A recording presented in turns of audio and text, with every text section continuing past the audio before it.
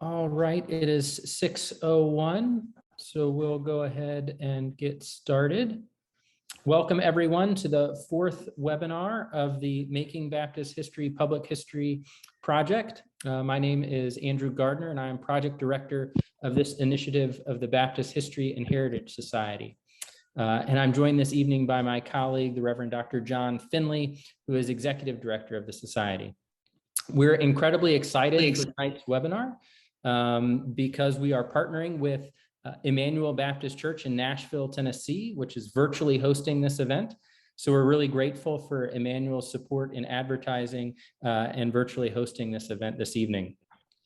Tonight, we will be taking a look at the recent book, Doing the Word, Southern Baptist Carver School of Church Social Work and its Predecessors, 1907 to 1997, written by Laine Scales and Maxwell.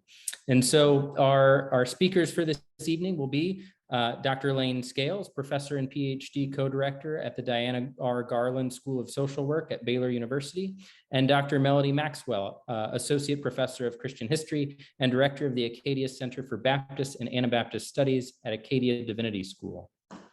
So this evening, we'll hear about a 45-minute lecture from both Laine and Melody, followed by a response from someone who's very familiar to folks at Immanuel, the Reverend Dr. Stephanie Wyatt, who serves as associate pastor of Immanuel Baptist Church in Nashville, Tennessee. And so with that, I want to give some thanks to our sponsors for this event. The Making Baptist History Public History Project has been made possible in part by a grant from the National Endowment for the Humanities. They're sustaining humanities through the American Rescue Plan project in partnership with the American Historical Association. Any views, findings, conclusions, or recommendations expressed in this webinar do not necessarily represent those of the American Historical Association or the National Endowment for the Humanities, or I should say the Baptist History and Heritage Society for that matter. But we are incredibly excited to hear from Laine and Melody and Stephanie this evening. And with that, I will remind everyone to please keep yourself muted throughout the duration of the program. The final 30 minutes, we will have a time for question and answer period. So with that, I will turn it over to, I'll stop the share and turn it over to Laine. Thanks, Andrew. It's good to see everybody. I'm going to start us out and then Melody will follow. And I want to start with just a little bit of introduction. We're delighted to share our work with you this evening, and particularly to share it in the context of a congregation. Melody Maxwell and I are daughters of a long line of Southern Baptist women whose formation began in congregations, just like Immanuel Baptist Church. In fact, Melody grew up among you here as a Tennessee Baptist, and I was next door in North Carolina, so it feels right to share our work with Baptist church folk. Although our childhood stories take place 20 years apart, our early experiences with Women's Missionary Union, WMU, were similar. We both participated in GAs, and that stood for Girls Auxiliary during my childhood in the 1960s, and Girls in Action during Melody's childhood, the 1980s. While the name of the organization changed, its basic purposes remained the same. GA was a social club, achievement program, and service organization all in one. It instilled in us, as in thousands of other Southern Baptist young women, the values of service and sacrifice with a global perspective. We discovered through GA that God could use us to do the word. We also learned the roles that were considered appropriate for Southern Baptist women. Some of the young men in our churches were encouraged to follow a call to the pastorate, but not the young women. When each of us announced that we were going to seminary to further our studies, we met no resistance because we were not preparing to preach. I attended Carver School of Church Social Work in the 1980s, and Melody attended Beeson Divinity School 20 years later. And now I'm going to share my screen.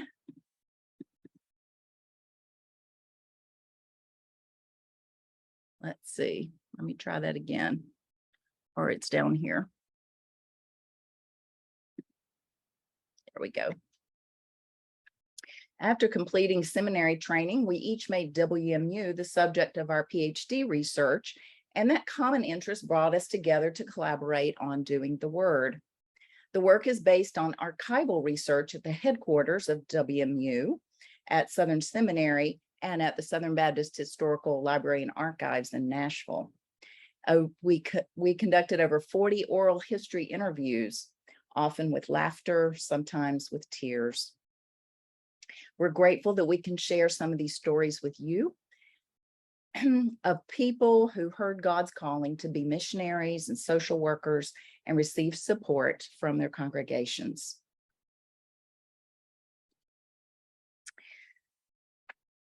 In doing the Word, we pursued 3 strands of analysis in relationship to the Carver School story. First, expanding gender roles for Southern Baptist women throughout the 20th century, the changing views of social ministry among Southern Baptists, and also conflicts with the emerging profession of social work as it distanced itself from its religious beginnings. This evening, we'll share stories of Carver students, but within the context of 2 points of crisis.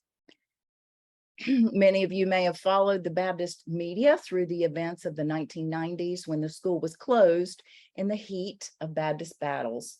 And later, Dr. Maxwell will explain how the idea of church social work contributed to those events. However, the first closing of the Carver School in 1963 is perhaps a lesser known story.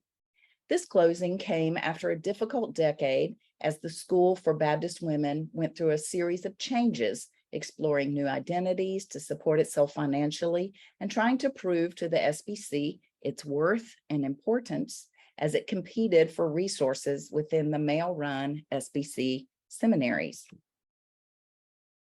Before highlighting these 2 crisis points, we offer some background to the story, starting when Southern Baptist women organized in 1888 to raise funds and educate young people to support missions. In accordance with conservative cultural norms of the American South, the women indicated that their WMU was auxiliary to the convention, that is, supplemental to and not competing with the SBC. WMU followed the pattern set by other denominations and Northern Baptists when in 1907 they established a missionary training school in coordination with the all-male flagship, the Southern Baptist Theological Seminary in Louisville, Kentucky. Even before a woman's school was established, mission-minded women had been visitors in the lecture halls from as far back as the 1880s, primarily wives of seminary students and a few single women living locally. In 1902, however, Southern Seminary officially opened its classes to women visitors. In 1904, these 4 women sat quietly in the classes because the seminary asked that they take no public part in classes, but instead audit in silence without receiving course credit. They were only allowed to be in the classrooms, not the dining hall or other parts of the academic building. This prevented women from mingling inappropriately with men between classes. Even more important than keeping the women physically separated from the men, the seminary needed to ensure Southern Baptists that the women were not preparing to preach. Seminary President E.Y. Mullins appointed a faculty committee to create a curriculum for ladies, which spelled out the few Bible and history courses open to women, but Greek and Hebrew or any other courses related to preaching, such as homiletics and pastoral duties, would be off limits.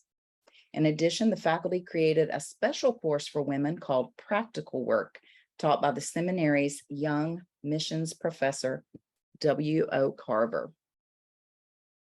These courses emphasized women's own special type of evangelism, coupled with social services to individuals and families. WMU promoted this method of missionary work called personal service, a precursor to what would evolve into church social work. For the next 40 years, the women students of the WMU training school followed this pattern of taking some courses at the seminary 6 blocks away, coupled with practical courses at their own school, such as personal service, music, domestic science, and elocution. They earned degrees, a 2-year Bachelor of Missionary Training or a 3-year Master of Missionary Training. Single women lived in the school's building, while wives of seminary students attended classes as day students. They practiced music and elocution skills in the daily women's chapel services. One student recalled years later that students, quote, were always reminded to step to the side of the pulpit when they spoke publicly, for no lady would stand behind the sacred desk. In terms of social services, the training school was at the forefront of Southern Baptist efforts, led by its progressive WMU president from North Carolina, Fanny Exile Scudder Heck. While not abandoning their conservative priority of individual salvation, leaders of WMU emphasized social action, showing affinity for the developing profession of social work. As they continued refining their theology and methods, influenced by the social gospel movement of their time, WMU leaders educated generations of missionaries and social workers to combine missionary principles with emerging social work methodologies. One method that was well suited for their particular work was the settlement house, a community hub of clubs and activities that drew immigrants and other marginalized groups together so that women could share with them the gospel message. Maud McClure, the training school's principal, and WMU president, Fanny Heck, had both been greatly influenced by the progressive spirit of the social gospel. After spending a summer in New York City, living in a settlement house and taking courses in social work, McClure led the training school to establish the Goodwill Center in 1912. It was a hybrid operation that used emerging settlement house methods, but for the purpose of evangelism. The Goodwill Center provided a laboratory for students to practice WMU's special combination of social services and evangelism. After experimenting in Louisville, the WMU spread its model and around the South, and the Goodwill Centers emerged in cities like Atlanta, New Orleans, and Birmingham. Many of these were staffed by training school graduates. The 1920s was an era of growing professionalism in the U.S. for nurses, teachers, and social workers, as volunteers gave way to paid professionals. A variety of volunteer roles, such as friendly visitor, charity worker, personal worker, and settlement worker, coalesced into the name social worker. For the training school, this new professionalism led to growth in 2 areas: religious education and social work. These roles were distinct from the role of preacher, but provided avenues for women's volunteer contributions in church work to become a paid career. Carrie Littlejohn, an alum who had worked in Settlement House after graduation, returned to the school as principal in the early 1920s and began emphasizing the language of social work in the school's curriculum and the Goodwill Center work. However, the school still held itself apart from professional social work associations and annual meetings of social workers. This outsider status among social work professionals, along with an emphasis on evangelism, would later haunt the training school in the 1950s as it sought professional accreditation. Lorene Holland exemplifies a student who refined her calling by discovering her interest in social work. In 1940, when Holland applied to the training school, she still had not discovered her exact purpose. Once she arrived at the training school, the courses in social work caught her interest, and she began understanding her calling to be more specific.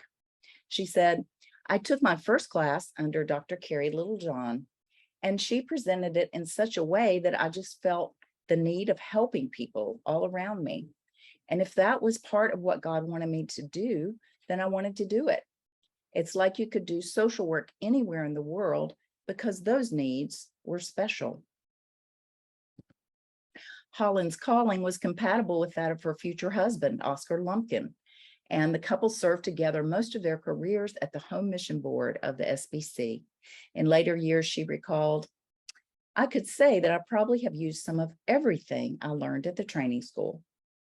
This relationship between the Home Mission Board and the school's graduates would remain strong, with many graduates using social work training for jobs classified as home missions. In 1942, the school moved from its downtown location out to the suburbs of Louisville to rejoin the Seminary Brothers, who had relocated there in 1926. The new House Beautiful brought the women back into daily contact with seminary men and classes and clubs. Women's historians remind us that this post-war period of the 1950s was a time when women found expanding opportunities in higher education, but at the same time, college women were focusing more than ever on marriage and family. Women like Pearl and Helen Holmes, sisters pursuing graduate degrees, made some hard choices about marriage in the face of their own callings to missionary life. After attending Mercer University, each sister came to the training school preparing to go overseas, but when they met their future husbands at the seminary, their own callings were at stake. In each case, the women turned to their trusted teachers and to other students, and in this community of women, they found ways to negotiate hard decisions. Both sisters ended up becoming wives and mothers and serving overseas with the Foreign Mission Board.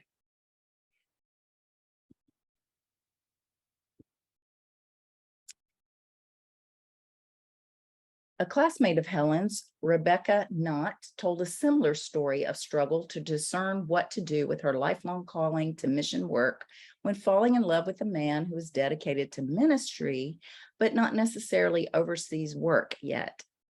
In 1951, Rebecca was in her first year at Carver School when she met her husband-to-be, Hugh McKinley.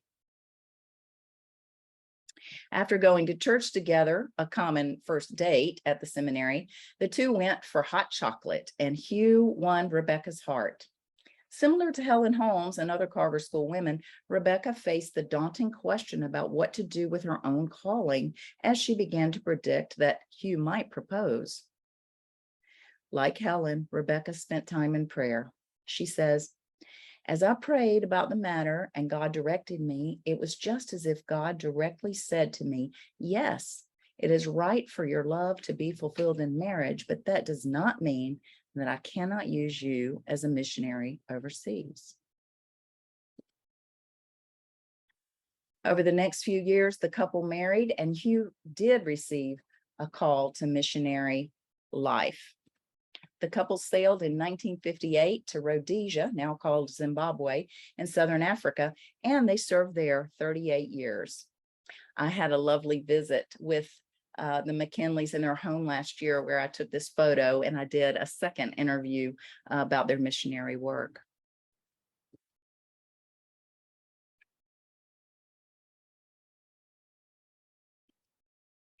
In addition to being a time for making families, the 1950s also saw expanding opportunities for women.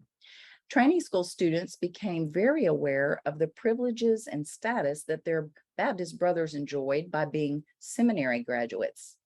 In a letter to the seminary faculty asking to enroll directly into the seminary, students explained,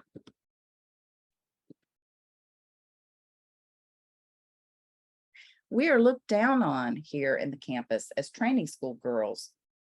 In their statement, we see the women of the 1950s seeking equal footing with the men in terms of how their education was viewed. Much to the chagrin of President Carrie Littlejohn, the day of the separate school for women was passing. Southern Baptist had merged many of their men's and women's schools in places like Mercer University and Stanford University, but this situation was more complex because it involved graduate theological education, seen as a preparation for pastors. When the training school began 50 years earlier, it had opened doors for women, but on the other hand, it also postponed the question of women enrolling in the flagship seminary until this moment in the 1950s. The seminary did allow women to matriculate in the early 1950s, but not in courses intended for pastors. As we might predict, the action caused a severe decline in enrollment of the training school, bringing financial crisis.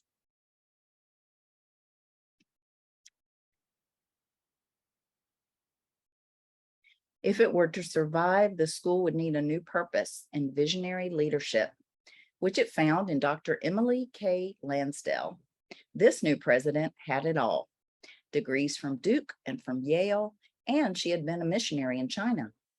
Lansdale and the trustees of the training school designed a complete renovation for a new day, changing the curriculum to focus more sharply on social work as well as missions, opening doors to male students and to all races and nationalities. So racial integration in 1952. They also changed the name to Carver School of Missions and Social Work to honor W.O. Carver, who had been their supporter. Leaders hoped that marketing itself to new groups of students would increase enrollment, and right away. Louis Stone was the first full-time male student. He came to Carver with a wife and 2 children, and he lined up a job as a caseworker at the Missouri Baptist Children's Home. But very few men would follow Stone, perhaps because the MRE could also be earned next door at Southern Seminary. In terms of racial integration, Carver School and Southern Seminary were some of the first Southern Baptist schools to open their doors to African Americans. Dr. Guy Bellamy, a progressive home mission board leader, hoped to hire African American women to work in his Department of Work with Negroes. 2 women students from Oklahoma were willing to take the adventure in the fall of 1955. Freddie Mae Basin recalls that her pastor intervened to meet with Bellamy on her behalf, like a protective father. He said, "Now, the only reason I'm going to let her go depends on how you're going to answer this question. Will you have a job for her when she gets out?" This was an important question, given the fact that only about 5% of African American women attended college in this era. And once educated, they often found it difficult in the South to find jobs equaling their educational qualifications. Bellamy did assure Reverend Chappelle that a job would be waiting for Freddie Mae Basin at the Home Mission Board, and indeed it was. The second new student was Burleen Farmer, and the white women of Oklahoma's WMU quickly raised scholarship funds to sponsor the 2 students. 2 white classmates greeted Basin and Farmer at the Louisville bus station, and one of them, Reed Maddox Coons, remembered the day vividly 60 years later, as the 2 women had stayed friends since their Carver days.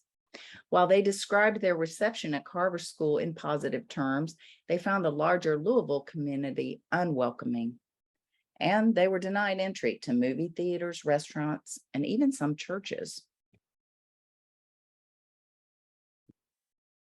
After leaving Louisville, both women used their Carver education to serve.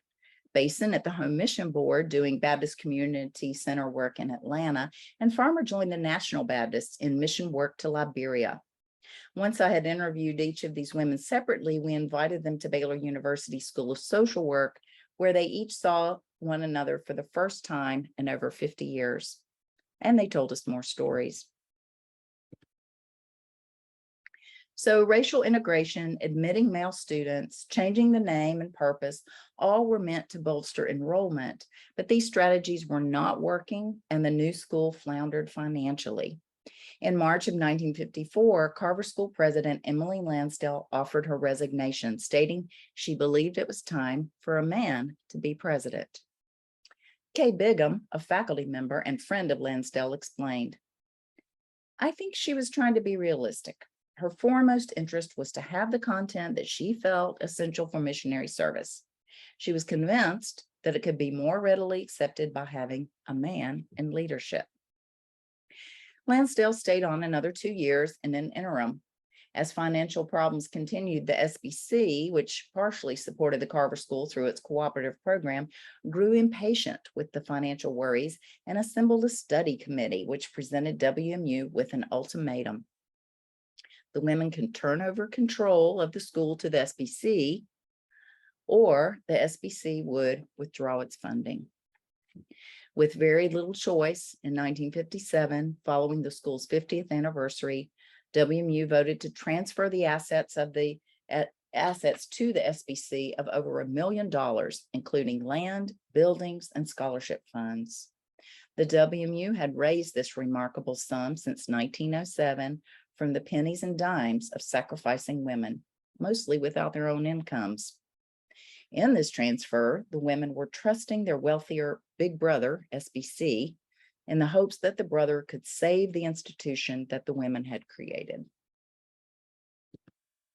The first action of the SBC was to appoint a male president, Nathan Brooks, a Pensacola pastor. Brooks discovered, however, early in his presidency that a group of trustees had been determined from the beginning of their terms to close the Carver School. Responding to the pressure, Brooks wrote to one trustee in 1959 to remind the SBC of its moral obligation to the WMU when it took the school. He said, the women did not understand that the school would be killed. He argued it was definitely understood that there would be an opportunity for the school to prove itself. In spite of earnest efforts, however, the school could not overcome its many obstacles, and the final blow came when the Council on Social Work Education refused to accredit a social work school that was not tied to a university. After a decade of struggle, in 1963, the Carver School was closed, and its assets merged with Southern Seminary. 6 alumni signed a statement of protest, and one of the names was Ann Davis, a graduate who will play a prominent role in the next iteration of the Carver School. With that, we turn to my co-author, Dr. Melody Maxwell. Thank you so much, Laine, and everyone. As we've heard tonight, the Carver School trained women and a few men to serve as missionaries and social workers, and then the school was merged in 1963 into Southern Seminary's School of Religious Education. And so again, we come to Ann Davis, one of the students of this era, who returned to the school in 1970 as a faculty member. And it was under her leadership that the Carver School more fully developed the idea of church social work. Davis worked to make the school a freestanding institution accredited by the Council of Social Work Education and based around the unique concept of church social work. And as a result of her efforts, the Carver School of Church Social Work was established on August 1st, 1984. The term church social work itself was developed by Carver faculty. This was really a key intellectual contribution of the school and one that its leaders discussed in relation to both the church and the social work profession. Davis would frequently say the church, to be the church, must be involved in social ministries. So there she was implicitly challenging the suspicions that some Southern Baptists and other evangelicals had about social ministry, which they considered a distraction from the heart of the gospel. Let's see, the Carver faculty's view was that trained social workers could help lead other members of the church in what they considered to be these essential and biblical ministries. So church social workers were not pastors or pastoral counselors, but they collaborated with these individuals as well as church members as they served. And so in this section of the webinar, we'll trace how church social work contributed to the rise and fall of the Carver School. So we turn to faculty member Diana Garland, who explained church social work as a way that Christian social workers could help the church understand the needs of persons, define those needs as a ministry challenge, and find ways to equip church members for effective service. So these experts could help congregations serve their communities more effectively. So just as the field of social work in general had professionalized in the mid-20th century, Christian leaders such as Davis and Garland believed that Christian social ministry efforts needed similar expertise. And so Carver's faculty suggested that people who wanted to lead church social ministries would best be served by earning a master's degree. And the large number of Carver students who went on to successful careers in church social work suggests that this training was certainly beneficial for those who were able to obtain it. The Carver students were also energized by the idea of church social work, which was not discussed in these terms at any other school. One of the students, Joseph Henry, later remarked, "I think that the most important thing that I learned, and even to this day, those of us who came through the Carver School, was that we are unique. I feel that I'm a very special social worker, a very unique social worker, and my ability to integrate social work and theology is probably one of the most significant things that I learned." And we even have some former students on the call with us tonight who may be able to attest to that. So multiple students at the time concurred. They explained their excitement at being part of a pioneer effort. Just as the first 4 students at the WMU training school felt that they lived out a groundbreaking calling, so too did these students at the new Carver School. Other Carver School students remembered that they were required to incorporate a theological perspective into all of the papers they wrote for their classes, which showed the importance of integrating 2 disciplines in their knowledge and practice of social work. So not only faculty, but also students understood themselves not just as social workers, but as Christian ministers. Doing the word, as they considered it, did not require a pulpit. So the school's curriculum was unique, and it included a 1-year, 29-hour certificate in theology, followed by a 2-year, 59-hour Master of Social Work degree. In a pyramid diagram that you'll see that Davis explained that they drew 1,000 times, faculty members visually demonstrated the structure of the program. So at the bottom, as you can see, were a student's theological studies, including formation, historical, theological, biblical, and ministry studies. Building on that foundation, the pyramid narrowed to foundations for practice, including a number of theoretical courses students took during their first year of social work studies. These were courses that were standard for MSW programs as prescribed by their accreditor, but they were taught with a Christian perspective. Then the middle of the curriculum pyramid consisted of practice roles, including field instruction and required courses. So students served with organizations as diverse as churches, nursing homes, preschools, Christian ministries, after-school programs, homeless shelters, and government programs, to name a few. One student, Hope Strawn, described her field placement in a later interview. She said, "My first field placement was with the Department of Social Services, I guess it was called, for the state of Kentucky with their foster care and adoption unit with special needs and abused children. And I did everything from interviewing birth mothers who were choosing to give up their children for adoption for various reasons, to doing home studies with foster and adoptive families, and leading this MAP training, which was for foster and adoptive parents. My second year placement was actually at Linden Baptist Church. I was like a social worker, a social work minister with the senior adults." And so Strawn avowed that these experiences gave her diverse, hands-on social work experience and were really influential in the way she understood and practiced her vocation. So after students completed their practice roles, they moved up to contexts for practice. And there they would select from elective courses such as child welfare ministries, ministry with refugees, and the church and single adults. And many of these were groups among whom Southern Baptists had long ministered. Although substance abusers, troubled families, and individuals with developmental disabilities hadn't really been given significant attention by the denomination in earlier years. And as you can see toward the top of the curriculum pyramid, students focused on practice concentrations. They could choose counseling or program directing, and the final year led to a capstone, the integrative seminar, a course in which students prepared an extensive research project presented to a jury of faculty and professionals. As you can imagine, this requirement caused a lot of apprehension among students, but it was one of the aspects of the program they remembered most vividly after graduation. Dan Freemeyer, for example, described the way that his integrative project sought to develop a theology of healing related to disability-related issues.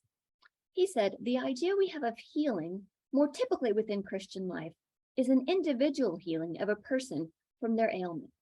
I took the perspective of healing in the context of a healing environment." And so he was influenced by the ideas he had learned in his coursework at the Carver School, and thus Freemeyer sought to understand not only individual but also contextual approaches to healing. These type of systemic interpretations of social issues were actually suspect among many Southern Baptist conservatives, who really saw individual sin as the root of most of people's problems. And as you may know, these divergent perspectives would soon openly conflict within Southern Baptist life. So overall, students described the Carver School curriculum as difficult but effective. During their field placements, students sometimes encountered peers from other social work programs, and they discovered that their academic requirements were not quite as stringent. Freemeyer explained that the Carver School, in his words, had to hold itself to a much higher standard to even be considered by the academic social work community, which on the whole didn't really view Christians favorably. In addition, Carver School faculty took their vocation and that of their students seriously. Certainly, they thought a minister would want to be as well prepared as possible to live out his or her calling. So although their coursework was demanding, Carver School students had deliberately chosen to study at a school that required 3 years in their program, when they could have earned a Master of Social Work degree somewhere else in 2. Their rigorous education had prepared them well for the profession of social work, these alumni believed. But conservative Southern Baptist leaders were increasingly suspicious of a program that discussed topics like systemic causes of injustice. So in the 1970s, multiple Southern Baptist publications had highlighted missionaries engaged in social ministries, including those who led Baptist centers, worked with victims of disasters, and served the urban poor. Women's Missionary Union, as you see here, the Home Mission Board especially prioritized social ministries. And this was in part because of the activist spirit that had prevailed in American society during that time. In fact, at one point, more than 300 home missionaries served in social ministries. And while the conservative SBC and its mission boards had always prioritized evangelism, social ministries were an increasingly important part of their efforts during this period.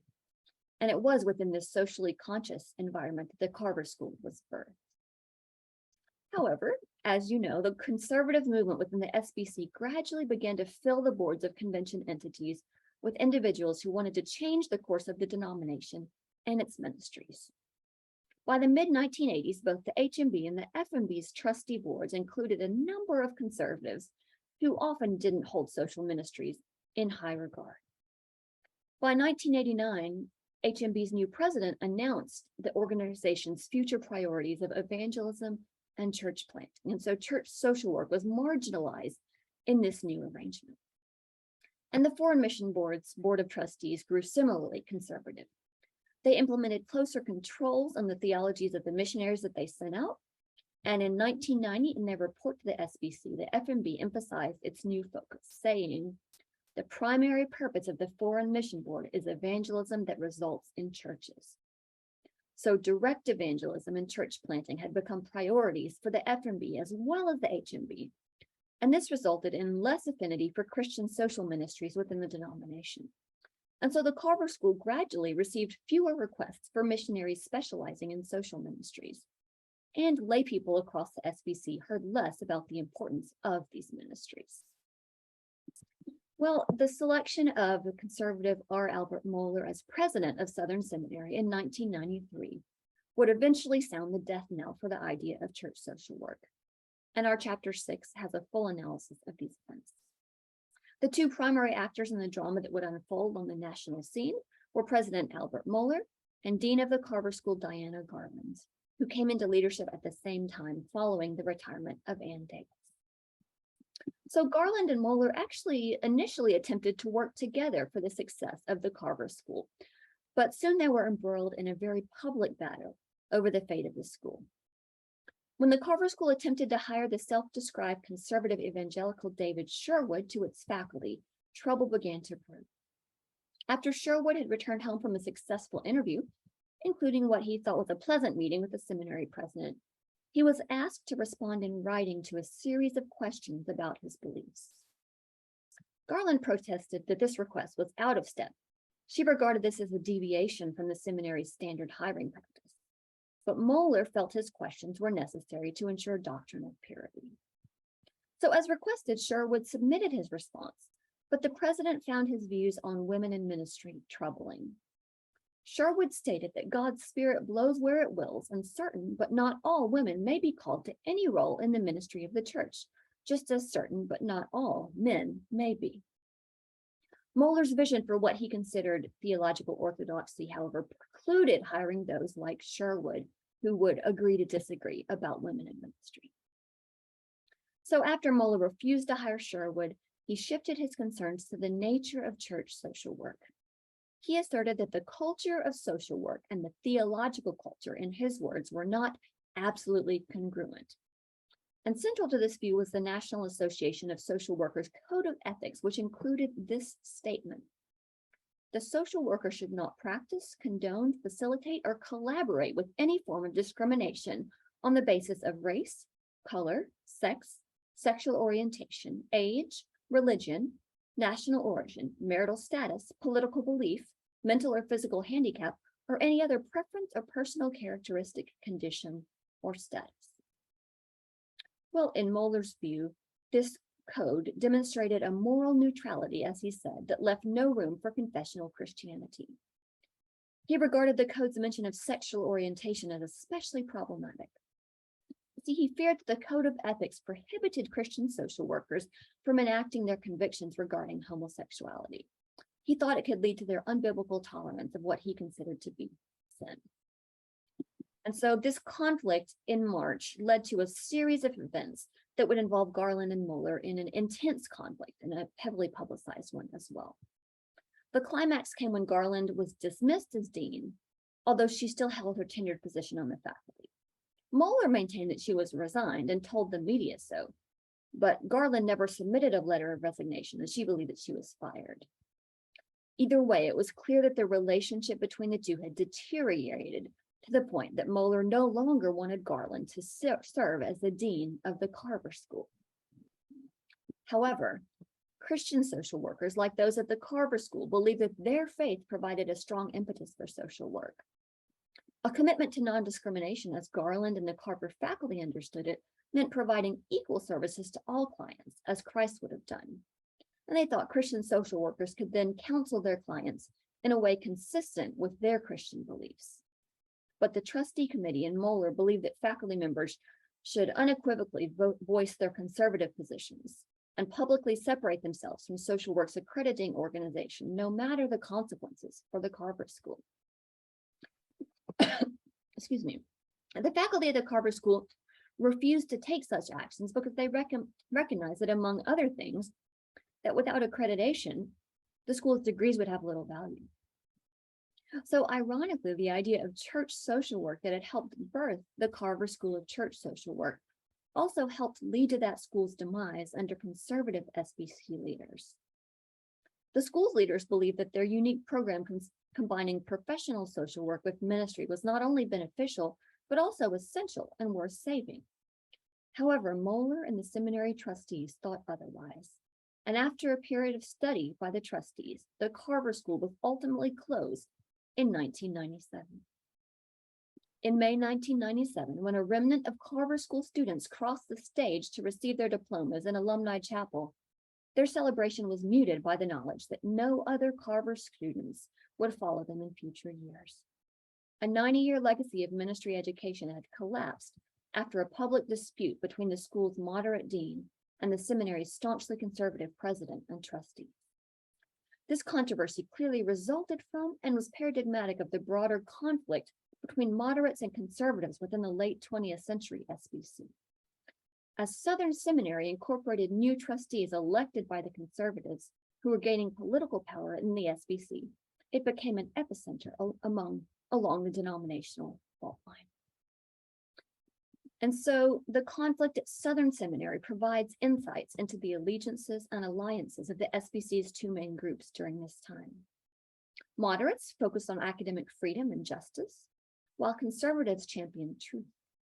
In the mind of the conservatives, orthodoxy was more important than orthopraxis, especially when it came to beliefs on homosexuality, abortion, and gender roles. That these topics triggered the shakeup at the seminary highlights their significance among Southern Baptist conservatives.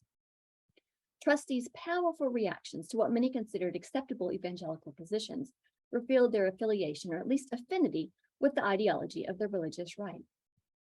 Any semblance of sympathy toward women in ministry, abortion rights, or LGBTQ+ individuals was suspect in this way of thinking. These issues became litmus tests that automatically revealed that the theology of the accused was unacceptable. In addition, social ministry efforts, which Southern Baptists had undertaken to some degree throughout their history, were questioned as denominational leaders feared that liberal influences had tainted them. They believed that significant political action was required in the SBC, as within the nation's government as a whole, in order to remedy these errant ideas as they saw them, and their resultant, or at least their feared, consequences. So Garland's dismissal was not simply the product of her stand against Mueller. Instead, it resulted more broadly from the tension built up as conservative control pressed against moderate tolerance. When these two opposing forces collided at Southern Seminary, the tremblers that ensued were felt throughout the SBC. And so, after the ground stopped shaking, the Carver School of Church Social Work, in a sense, had been reduced to rubble. Yet these ruins, tragic as they were not the end of the story. The materials were strong and could be used to build again. New construction would emerge in the 21st century from the Carver School's scattered stones. Thank you.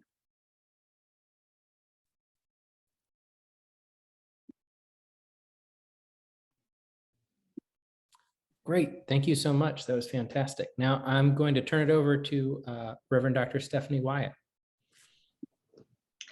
First of all, I just wanted to say thank you so much to Melody and to Laine, to Drs. Maxwell and Scales for this wonderful book and for the chance to read and respond to it. I was talking to them a little bit before we started, and just saying thank you so much, because it's really wonderful to read a history textbook that is just has such a delightful narrative, and you know, that you really made the people and the groups and the situations come alive, and yet still, you know, brought that scholarly perspective of trying to give us as many different angles as you could while being true to the stories of the people who are speaking themselves. And I thoroughly enjoyed. It was a book I could, like, you know, just sit and read and enjoy, and I read on vacation. So I highly recommend any of you who feel like you want to get a copy of the book, go ahead and do that, and I think you'll enjoy it. The thing that surprised me about the book was that I didn't realize that I would feel so personally connected to the stories therein, and that it would end up illuminating some of my own personal experiences and my own vocational journey. And a big part of that is I don't think I realized till I sat down to read about the history. I didn't realize that the Carver School was connected to this earlier incarnation of the WMU training school. And as someone who's also a product of WMU organizations, GAs and ACTeens, and was very shaped, informed, mentored by women who are very involved in WMU, I found that there were many points of resonance that I wasn't necessarily expecting when I sat down to read it. So I just wanted to bring up 3 points of resonance that I experienced that correspond to, I think, some of the points that you were trying to make with the book. The first point of resonance was about representation. Who is speaking from the pulpit or around the pulpit? From where does one speak? And what do you call the speaking that's taking place? So do you call it a sermon? Do you call it a reflection, etc.? That wonderful line about the woman our student who said, I made sure to stand beside the sacred desk, not behind the pulpit. That really resonated for me. When I was a young girl, I remember going to church one Sunday, seeing a woman sitting on the front row and being surprised that she went up to speak and that she was giving what I presumed to be the sermon that day. And I remember that she had, it was probably, I guess it was the 80s. So she had this clutch handbag.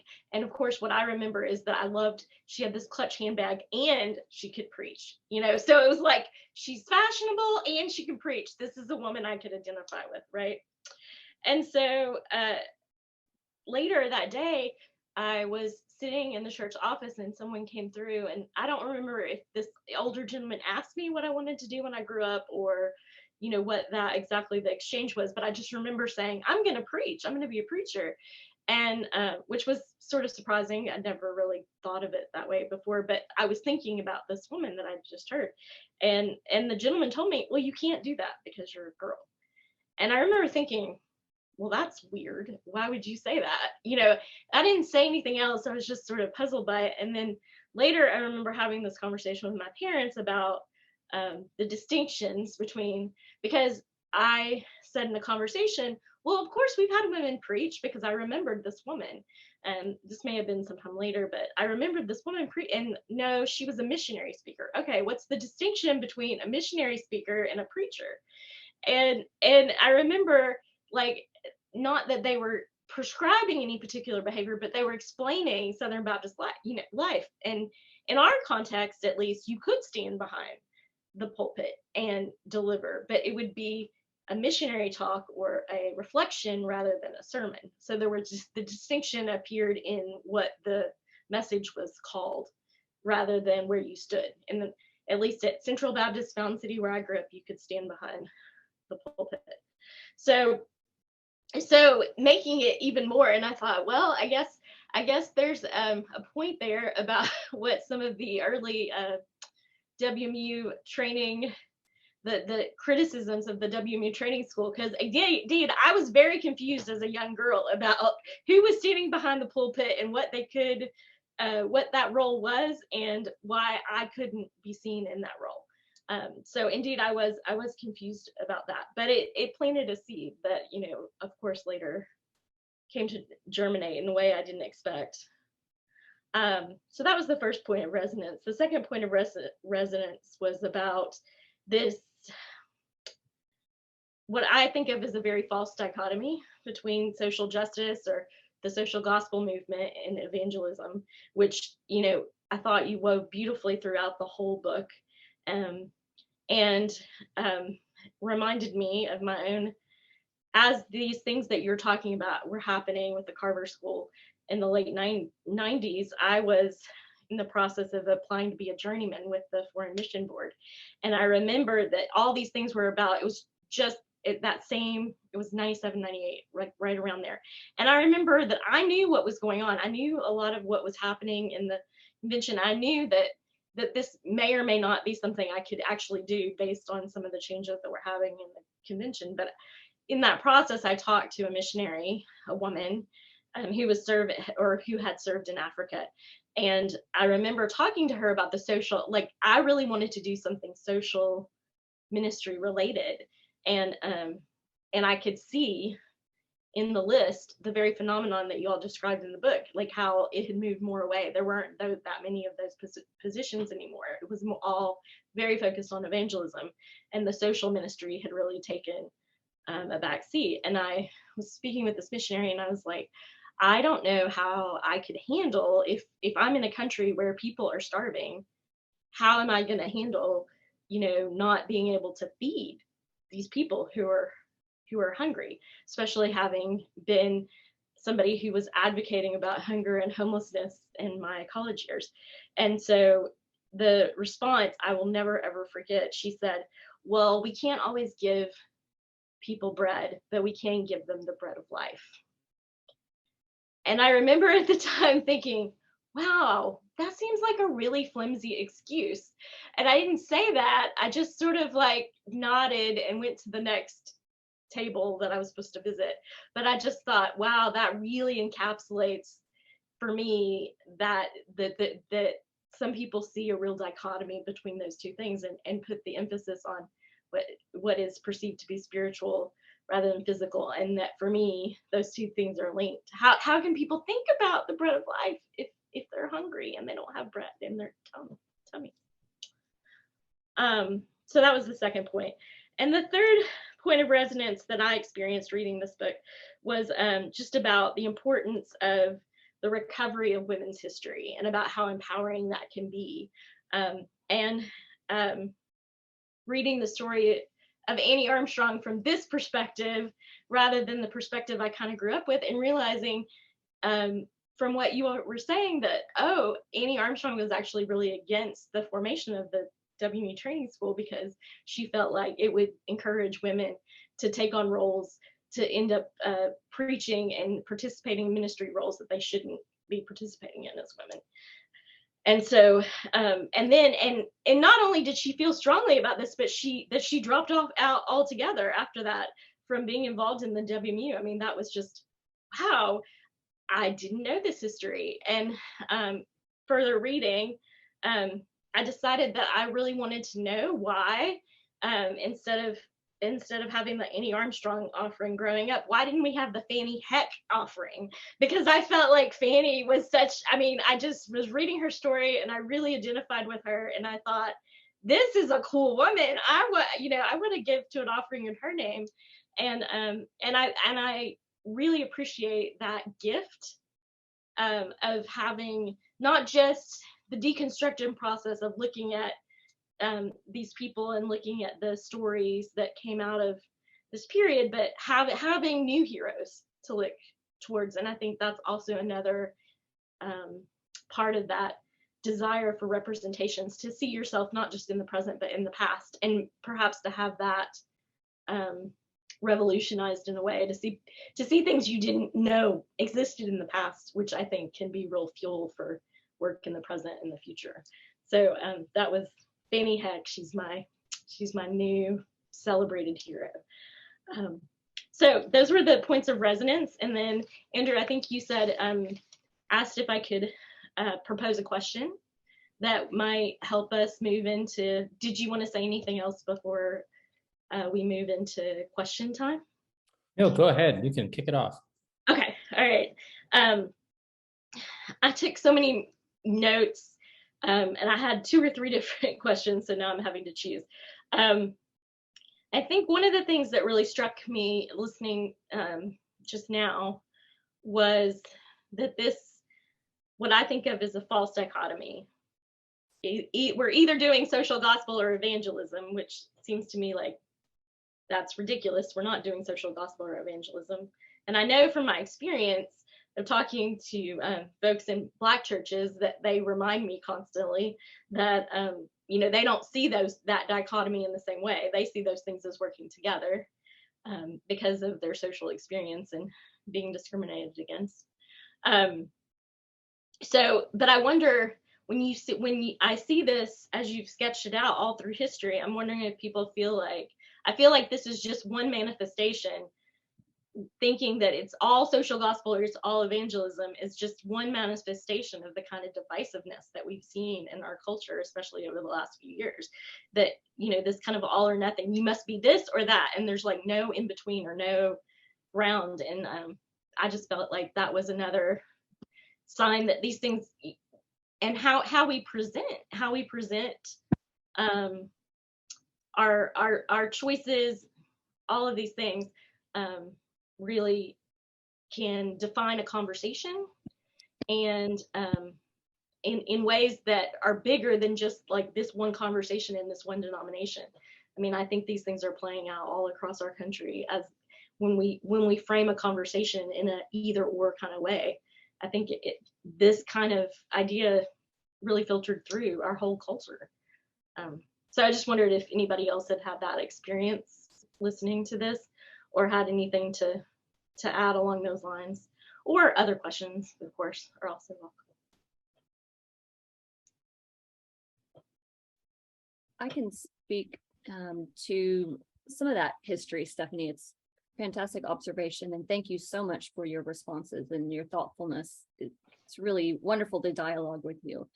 Some of this came from, we have the progressive movement coming, social gospel, and then you have fundamentalism developing sort of at the same time. So around the 20th century, you have fundamentalists and modernists who have these controversies. And it doesn't exactly pop up in the SBC hugely right then, because the SBC is pretty conservative. It's not really modernist or liberal, but this type of thinking, and others have traced how it happened throughout the 20th century, makes social ministry efforts sort of suspect among more conservative evangelicals.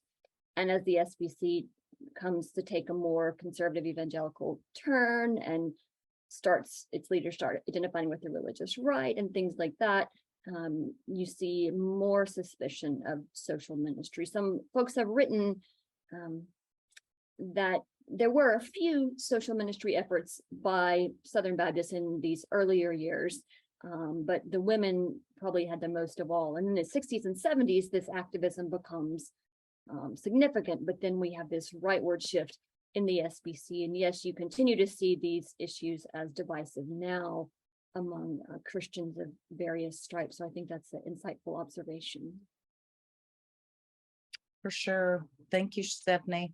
And in terms of the Carver School, as Melody explained, coming in 1984, and especially having Ann Davis as the dean, she came through Carver in the 50s and had been a social worker with the Home Mission Board and in congregations in the 1960s. And so that 1960s and 70s consciousness of the importance of social ministries really was what she lived and breathed and instilled in us as Carver School students.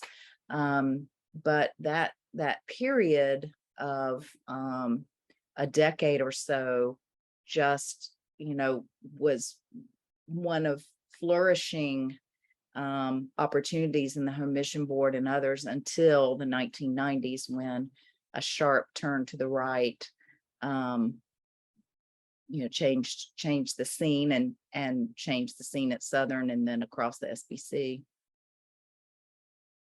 I see on the webinar several alum from Carver School and a faculty member, Rob Rogers, who helped to build the pyramid that we saw. And you may have comments or additions to that discussion about how we were taught to see evangelism and social ministries as partners, really.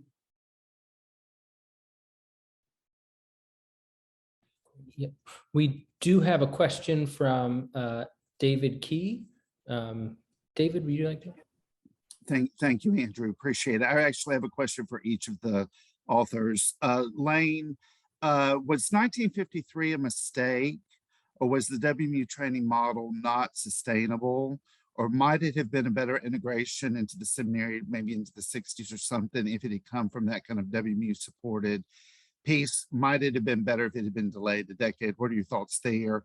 And then Melody, for you, in the 90s, in addition to the social work school being eliminated, all social sciences were eliminated at Southern Seminary. So the sociology and religion department, and then psychology of religion and pastoral care was all eliminated as well. And so it showed kind of the incompatibility of social sciences with the fundamentalism that was kind of running rampant in SBC and was developing there. Do you see a connection there? And has that really handicapped the way Southern Baptists can relate, especially in urban ministry these days? I mean, when you look at the demographics, even in the South, Southern Baptists do horrible in the inner cities of even the major cities of the South. And I would argue that maybe social sciences were part of it, with social work being a part of that piece. Do you see a parallel to that as well? Thanks, y'all. Thank you for your book.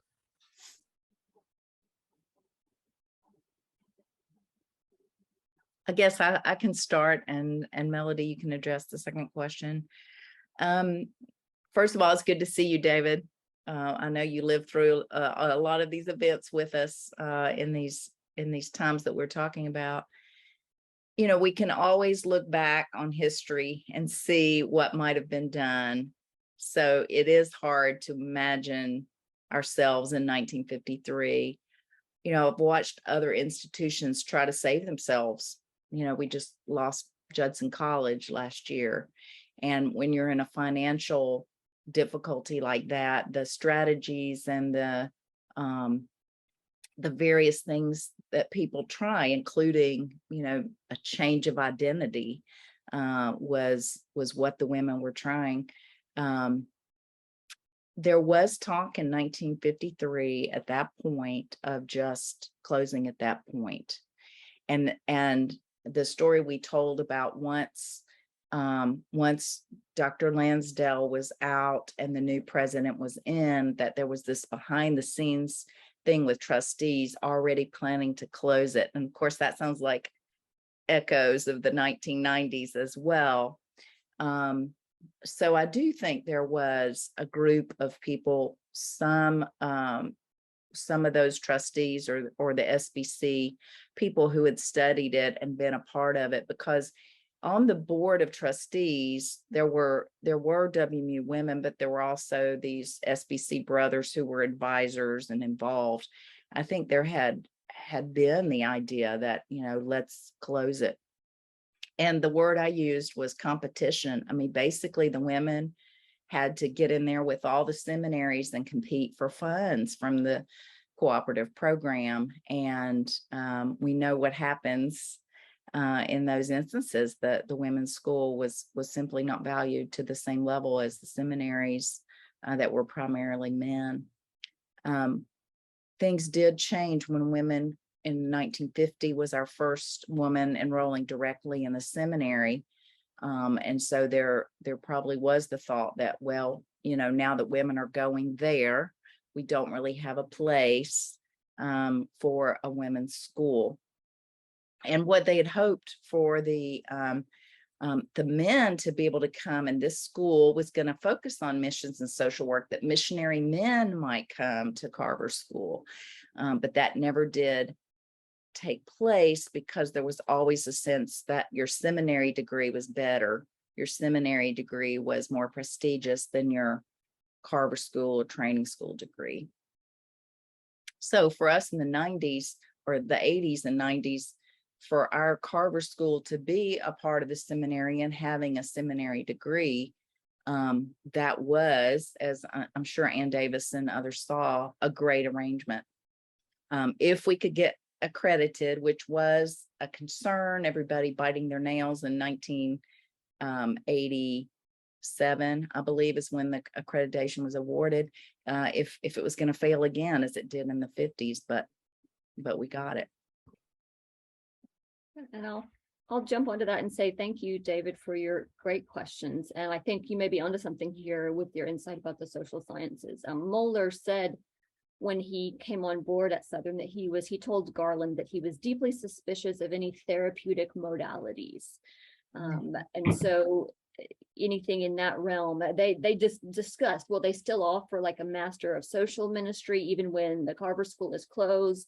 And ultimately you told us what happened here. And I do think that certainly changed Southern Baptist approaches in the city. So even into 2010s, and the SPC was shutting down like Baptist centers in different locations, New Orleans, etc.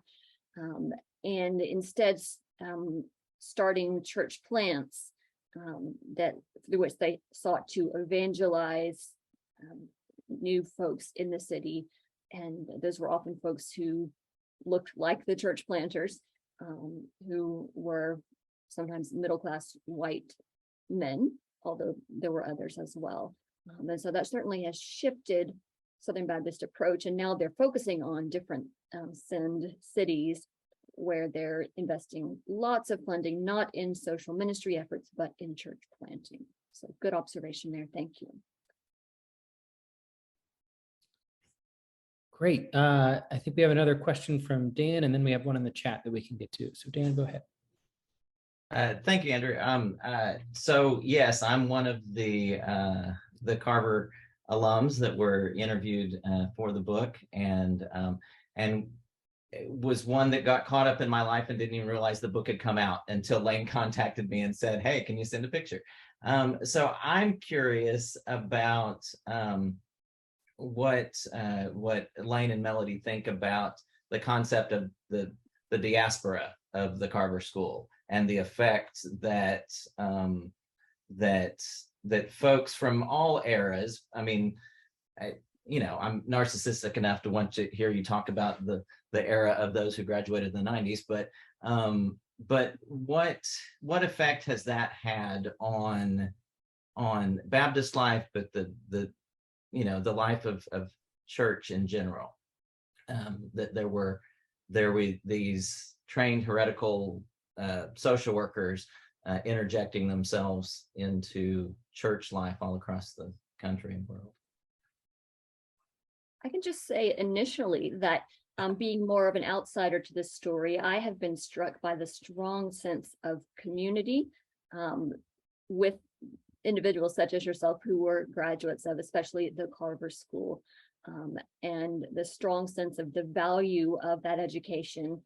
And as I continue to go through Baptist life, I find more and more people, oh, I know that person, they came from the Carver School, oh, they came from the Carver School, or back in the WMU training school days. And so I've been struck by the relevance of the story and its ongoing spread in a variety of social ministry efforts, although those are not necessarily Southern Baptist these days.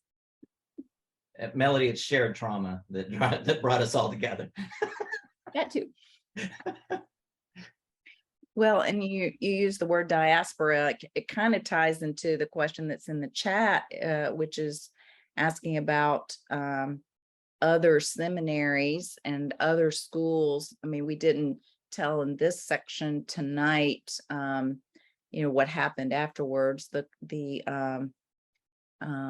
The assets of the Carver School were, or partially, some of the assets were sold to Campbellsville University in Kentucky. So there is a program there. It's called the Carver School of Social Work. The word church is not there, but other efforts. We wrote an epilogue in the book that kind of describes other efforts. Some things at Samford, Samford has a wonderful faith-related MSW that's rather new. Baylor, of course, with Diana Garland coming after she left Southern, both of the Garlands coming to Baylor University and starting what we now call the Diana Richmond Garland School of Social Work. And so those were places where the seeds of what was begun have continued and borne fruit in very different iterations, because our school at Baylor is not a seminary. We do have a dual degree with our Truett Seminary, so a person who wants to get a Master of Divinity and a Master of Social Work can do that at Baylor. In terms of seminaries, of the SBC, the seminary in New Orleans does have an MSW program. I think it draws from maybe some other, it's a common pattern. And of course, the Carver School, one of its iterations had a tie with University of Louisville. So to have a university working with the seminary to have some MSW classes and working together. So there is an effort there in New Orleans. So those are some of the other places.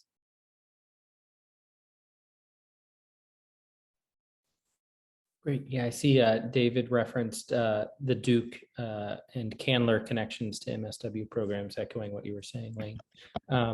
Other questions?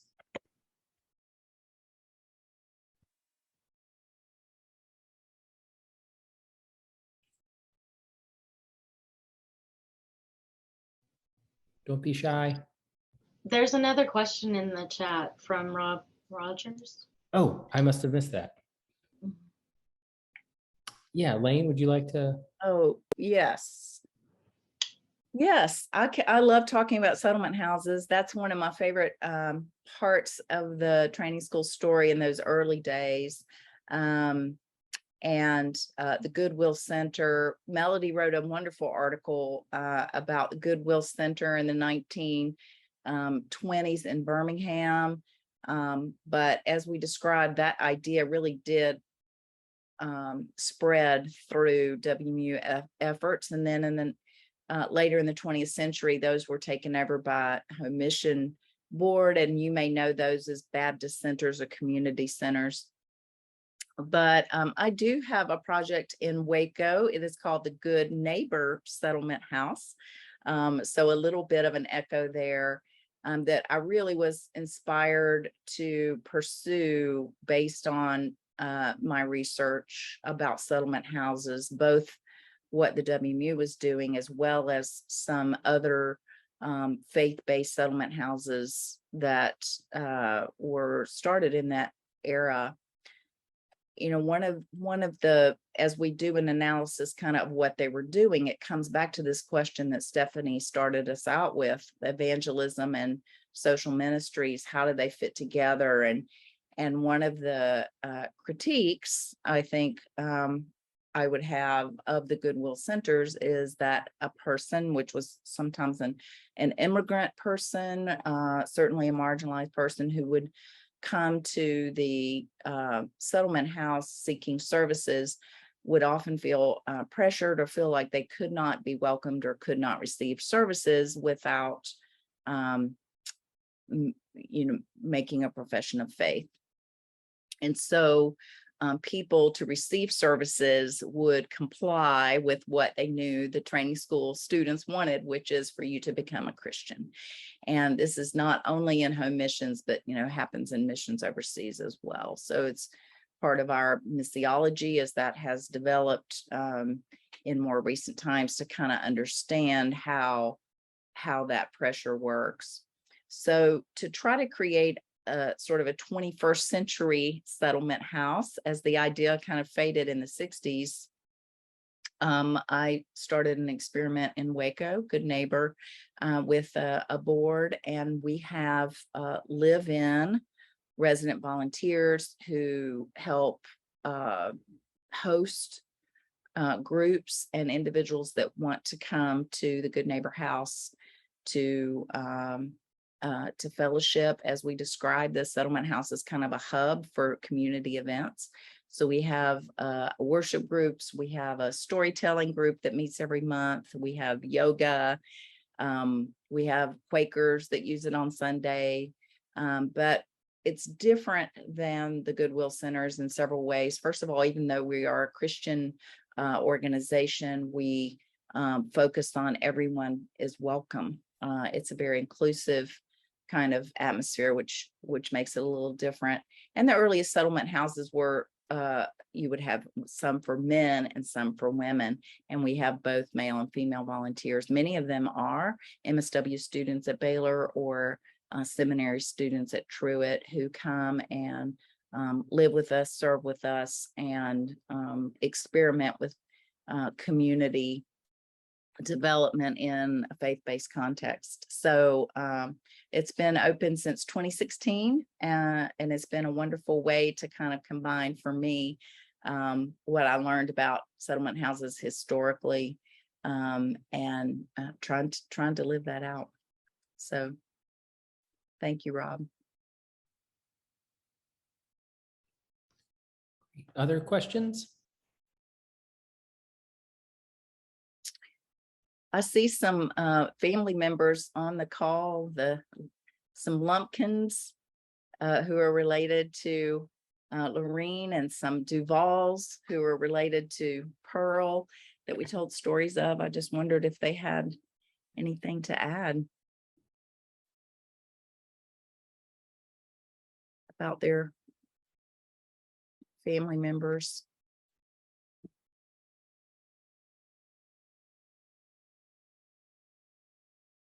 I'll say a word of thanks. I mean, for researchers like Melody and I, people who offer materials to archives and photographs and these kinds of objects that we can use to tell these stories. We don't take that for granted, and we appreciate the offerings you've made.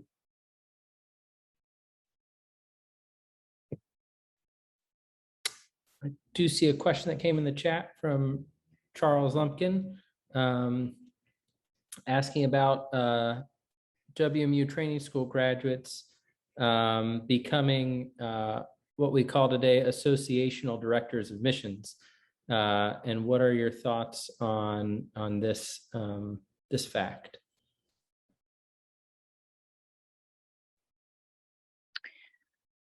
I'll start out, and Melody, you may have more to add, but so for women of that era, for women of your mom's era, as we were describing, things are professionalizing things that had been done volunteer before, as one of those associational kinds of roles might have been a volunteer in the church who did that role. And now people could take that on as a career. So with that, religious education, which we explored a little bit, but not as much as we did social work, being opportunities, people could get an education. And while associational director may have originally been men only, they allowed in this, period of 30s and 40s, women to take those roles. So being able to be involved with associational work, or what they would sometimes call a pastor's assistant, might get a more professional title than that in the 30s, 40s, and 50s, because they did have a master's degree, this master's of religious education, that was understood that they had professional credentials themselves. And I'll just add that with these type of roles, and generally others in the SBC, as time went on in the 20th century and these positions became more prestigious, as these the denomination became more institutionalized and the organizations grew, it tended to be that men would begin to take more of these roles over time, even as we see the men took over the leadership of the school, etc. WMU was often handing things over to the men of the convention as the convention institutionalized further.